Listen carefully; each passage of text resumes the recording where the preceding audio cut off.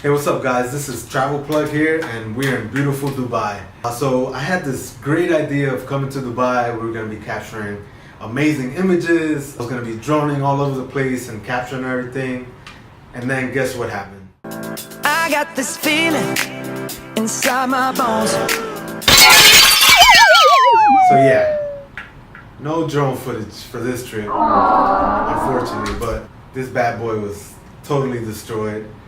So it decided to go on a suicide mission and crash right into the building of the downstairs of the place that we're staying at.